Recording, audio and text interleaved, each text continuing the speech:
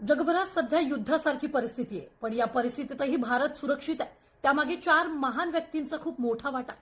ते कोण आहेत, त्यांचं योगदान काय, आपण या व्हिडिओत पाहणार आहोत.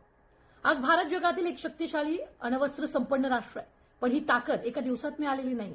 यात दशकांची मेहनत, वैज्ञानिकांची जिद्द, राजकीय धैर्य आणि आंतरराष्ट्रीय दबावाला न जुमानता घेतलेले निर्णय आहेत.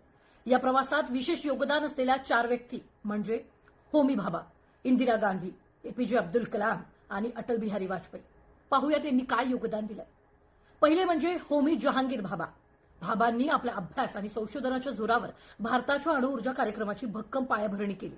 भाभा यांचं स्वप्न होतं भारताने अणुऊर्जा शांततामय उपयोगासाठी वापरावी, पण गरज पडल्यास देशाकडे अण्वस्त्र तयार करण्याची क्षमता सुद्धा असावी. दुसरे आहेत इंदिरा गांधी, ज्यांनी भारताच्या अणु कार्यक्रमाला राजकीय मान्यता आणि पाठबळ दिलं. 18 मे 1974 रोजी राजस्थानमधील पोखरण इथं भारतानं पहिली अणु चाचणी केली.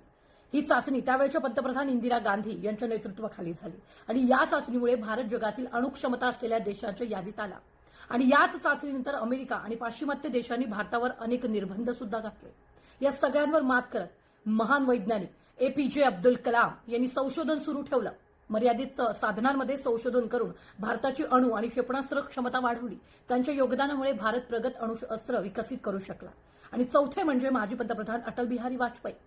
ते पंतप्रधान असताना त्यांनी अत्यंत धाडसी निर्णय घेऊन पुढच्या चाचण्यांना मंजुरी दिली.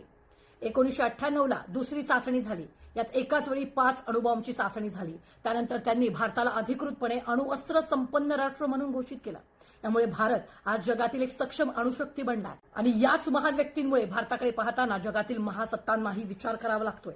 हा इतिहास केवळ अणुबॉम्बचा नाहीये, तर भारताच्या स्वाभिमानाचा आणि आत्मनिर्भरतेचा.